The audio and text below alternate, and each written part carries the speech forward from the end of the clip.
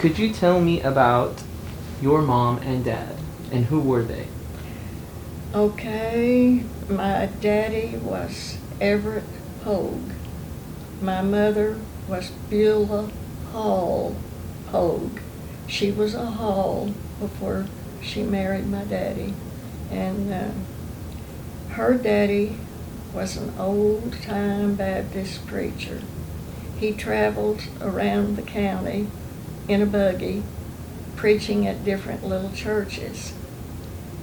And the only criticism I've ever heard my mother make about her own family was that her daddy was gone so much.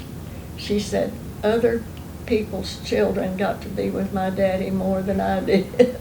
So you could tell that she felt bad through the years that she didn't get to be with him as much. Now, why was he gone so much? He didn't go but maybe 20 miles away from home. It was because he went in a buggy, and they would have to stay because it was a long trip, and he would stay on the weekends with different people that time. So Mother and Daddy married. I'm not sure if it was at Poto, but they got their license at Poto. And they evidently had a happy marriage. I never heard them quarrel or fuss, certainly never fight. Now, sometimes I think there were some cold moments between them. Maybe somebody wanted to do something and the other one didn't, or they couldn't. They both sacrificed a lot in the early days because I was born in 1926. Velda was born in 1928, my sister. My brother Dale was born in 1932, and that was the heart of the Depression. Daddy was a farmer, and one year I can remember he raised a beautiful crop of watermelons. Now, I used to like watermelons when you go out in the field and get a good ripe one and eat it, the heart of the watermelon. But I don't care that much for them now because they're not that good. And he raised a good crop of watermelons, and he took them to Poto because there was supposed to be a train come through, and people would buy watermelons and take to the big cities. And when he got there, they had all the watermelons they wanted. Evidently, everybody had a good watermelon crop. So he brought his watermelons back and fed them to the hogs. And that meant no money, no income. And I know Mother and Daddy struggled really hard for a few years during the Depression. Everyone around us was poor, I guess, but so we didn't feel poor. If everybody's on the same level, it doesn't bother you too much when you're little. Maybe for the adults it's different. I'm sure it is. But they saw to it that we attended school. We always had clean clothes to wear.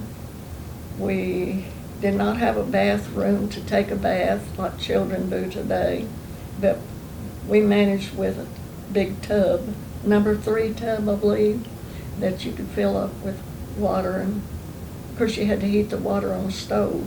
Didn't have a hot water heater. But we tried to stay clean. Mother and Daddy did the best they could for us. And they were so interested that we get an education. Eventually there were 2 more children. Now the first 3 that I've named were born in the country, in Grandma Hall's house. And the doctor was a doctor from Spiro, and he came over and filled in the birth certificates. He made a mistake in spelling May. Now that's an easy name to spell, but there are 2 ways of spelling it, M-A-E or M-A-Y. I had always spelled it M-A-E. It was on my report cards, Darcy May Hogue, M-A-E. He spelled my name M-A-Y.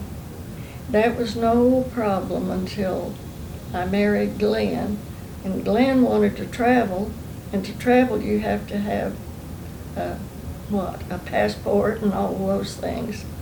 And to do that you have to have your birth certificate, and when my birth certificate came, it didn't agree with what I had said. So I had to get it all straightened out. Luckily, my daddy was still alive by that time, and he could verify that my name was spelled M-A-E.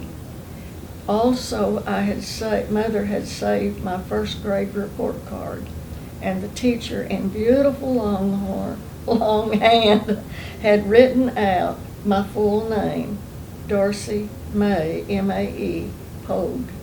So I got the certificate and did a lot of traveling after that.